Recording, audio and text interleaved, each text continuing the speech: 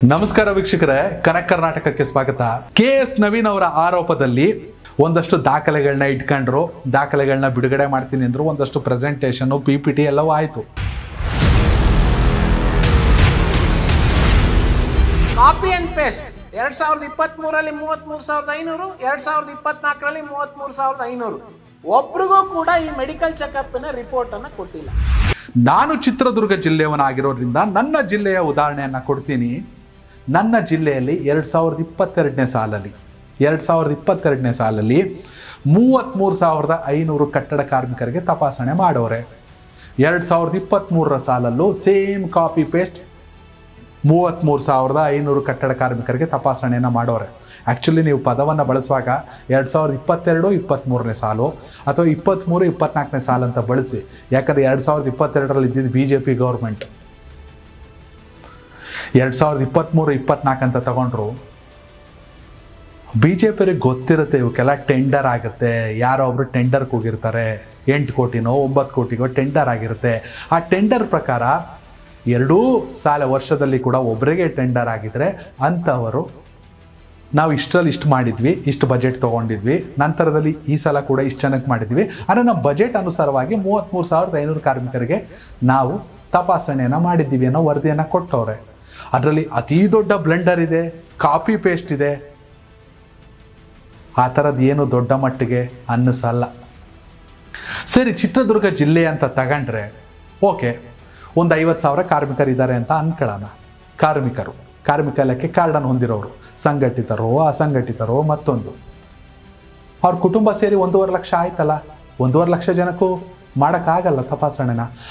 ಮತ್ತೊಂದು BJPಯ ಗಮನಕ್ಕೆ ಗೊತ್ತಿರಬೇಕು, ಎಲ್ಲೂ ಕೂಡ ಕಾರ್ಮಿಕರು ಹಾಸ್ಪಿಟ್ಲಿಗೆ ಹೋಗಿ ಅಥವಾ ನಿರ್ದಿಷ್ಟ ಜಾಗಕ್ಕೆ ಹೋಗಿ ತಪಾಸಣೆ ಮಾಡಿಸ್ಕೊಂಡಿರೋದಲ್ಲ. ಕಾರ್ಮಿಕರು ಇರೋ ಜಾಗಕ್ಕೆ ಸಂಚಾರಿ ಆ್ಯಂಬುಲೆನ್ಸ್ಗಳು ಅಂದರೆ ಸಂಚಾರಿ ಆಸ್ಪತ್ರೆಗಳು ಹೋಗಿ ತಪಾಸಣೆಯನ್ನು ಮಾಡಿರೋದು. ಹೀಗಾಗಿ ಒಂದಷ್ಟು ಜನಕ್ಕೆ ಸಿಕ್ಕಿರಲ್ಲ. ಮತ್ತೊಂದು ಕಡೆ ಹೋದಾಗ ಅಥವಾ ಮನೇಲಿರ್ತಾರೆ, ಸಿಕ್ಕಿರಲ್ಲ. ಕಾರ್ಮಿಕರು ಇರೋ ಜಾಗಕ್ಕೆ ಹೋಗಿ ತಪಾಸಣೆಯನ್ನು ಮಾಡಿರೋದ್ರಿಂದ ಸ್ಟ್ಯಾಟ್ಸಲ್ಲಿ ಎಲ್ಲರಿಗೂ ಸಿಗೋಕ್ಕಾಗದೇ ಇರ್ಬೋದು. ಆದರೂ 2022-23 ಸಾಲಲ್ಲಿ ಎಷ್ಟು ಮಾಡಿದೀವೋ 2023-24 ಸಾಲಲ್ಲೂ ಅಷ್ಟೇ ಮಾಡಿದ್ದೀವಿ ಅನ್ನೋ ವರದಿಯನ್ನು ಕೊಟ್ಟಿದೆ.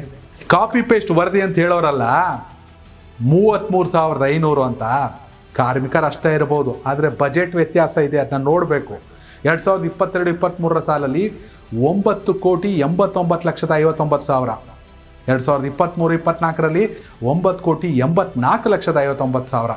ಅಲ್ಲಿಗೆ ಹೆಚ್ಚು ಕಡಿಮೆ 5 ಲಕ್ಷಕ್ಕಿಂತ ಹೆಚ್ಚು ಹಣವನ್ನು ಕಡಿಮೆ ಮಾಡೋರೆ 2023-24ನೇ ಸಾಲಲ್ಲಿ. ಅಂದರೆ ಸರ್ಕಾರಕ್ಕೆ ಉಳಿತಾಯ ಆಗಿದೆ. ನಂತರದಲ್ಲಿ BJP ಕೇಳಿರುವಂಥ ಪ್ರಶ್ನೆ, ಆ ವರದಿಯಲ್ಲಿ ಆಸ್ಪತ್ರೆಯ ಸೀಲು ಸಹಿ ಇಲ್ಲ ಅಂತ. ಆಸ್ಪತ್ರೆ ಸೀಲು ಸಹಿ ಯಾಕೆ ಕೊಡಬೇಕು? ಕಾರ್ಮಿಕ ಇಲಾಖೆ ಮಾಡಿದೆ. ಒಂದೊಂದು ವರ್ಷ ಒಂದೊಂದು ಹಾಸ್ಪಿಟ್ಲಿಗೆ ಹೇಳಿರ್ತಾರೆ, ಅಂದರೆ ಟೆಂಡರ್ಗೆ ಹೋಗಿರ್ತಾರೆ. ಟೆಂಡರ್ ಅವರು ಯಾವುದೋ ಹಾಸ್ಪಿಟ್ಲಿಗೆ ವಹಿಸಿರ್ತಾರೆ. ಆ ಹಾಸ್ಪಿಟ್ಲಲ್ಲಿ ವರದಿಯ ತಪಾಸಣೆ ನಡೆದಿರುತ್ತೆ. ಯಾಕಂದರೆ ಇವೆಲ್ಲವೂ ಟೆಸ್ಟ್ ಆಗಿರೋದು ಕಾರ್ಮಿಕರಿರೋ ಜಾಗದಲ್ಲಿ. ಸ್ಯಾಂಪಲ್ಸ್ನ ತಂದು ಪ್ರಯೋಗಾಲಯಕ್ಕೆ ಕೊಟ್ಟಿರ್ತಾರೆ. ಹಾಸ್ಪಿಟ್ಲ್ಗಳೆಲ್ಲ ಕೆಲಸ ಆಗಿರುತ್ತೆ. ಆ ನಂತರದಲ್ಲಿ ಸಂಬಂಧಪಟ್ಟ ಇಲಾಖೆಗೆ ಆ ವರದಿ ಹೋಗಿರುತ್ತೆ. ಆ ಸಂಬಂಧಪಟ್ಟ ಇಲಾಖೆಯ ಅಧಿಕಾರಿಗಳು ಸೀಲು ಸಹಿ ಹಾಕಿರ್ತಾರೆ.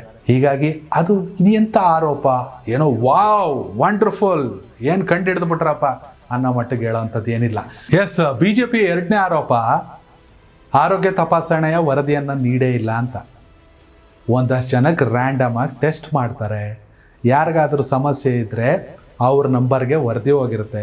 ಇಲ್ಲಿ ಆರೋಗ್ಯ ಇಲಾಖೆ ಕೊಟ್ಟಿರೋ ಮಾಹಿತಿ ಪ್ರಕಾರ ಪ್ರತಿಯೊಬ್ಬರ ಫೋನ್ ನಂಬರನ್ನು ಪಡೆದು ಆ ಫೋನ್ ನಂಬರ್ಗೆ OTP ಬರುತ್ತೆ. OTP ಬಂದ ಮೇಲೆ ಅವರ ಆರೋಗ್ಯ ತಪಾಸಣೆ ಆಗೋದು. ನಿಜಕ್ಕೂ ಯಾರಿಗಾರು ಸಮಸ್ಯೆ ಇತ್ತು ಅಂದರೆ ಇಲ್ಲಿ ಸಾಕಷ್ಟು ಡಿಸೀಸ್ಗಳು ಕೇಳಿ ಬಂದಿವೆ. ಯಾರಿಗೋ ಕಿಡ್ನಿ ಸಮಸ್ಯೆ ಇರ್ಬೋದು, ಯಾರಿಗೆ ಲಂಗ್ಸ್ ಪ್ರಾಬ್ಲಮ್ ಆಗಿರ್ಬೋದು, ಇನ್ಯಾರಿಗೋ ಬೇರೆ ಸಮಸ್ಯೆ ಇರ್ಬೋದು. ಅಂಥವ್ರಿಗೆ ಯಾರಿಗೆ ಮೇಜರ್ ಇದೆ ಅಂಥವ್ರಿಗೆ ವರದಿ ಹೋಗಿರುತ್ತೆ. ಅಂಥವ್ರನ್ನ ಮತ್ತೆ ಚಿಕಿತ್ಸೆಗಾಗಿ ಸರ್ಕಾರ ಕರೆದಿರುತ್ತೆ, ಕಾರ್ಮಿಕ ಇಲಾಖೆ ಕರೆದಿರುತ್ತೆ. ಅನವಶ್ಯಕವಾಗಿ ಈಗ 33,500 ಜನಕ್ಕೆ ಚಿತ್ರದುರ್ಗದಲ್ಲಿ ಚಿಕಿತ್ಸೆ ತಪಾಸಣೆ ಆಯಿತು ಅನ್ನೋ, ಅದರಲ್ಲೊಂದು 500 ಜನಕ್ಕೆ ಸಮಸ್ಯೆ ಇರ್ಬೋದು. ಉಳಿದಿದ್ದು 33,000 ಜನ ಚೆನ್ನಾಗವ್ರೆ, ಅವ್ರಿಗೆ ಯಾಕೆ ವರದಿ ಕೊಡ್ತಾರೆ? ಇದು ಬೇಸಿಕ್ ಆಗಿ ಯೋಚನೆ ಮಾಡಬೇಕಾಗಿರುವಂಥ ವಿಚಾರ.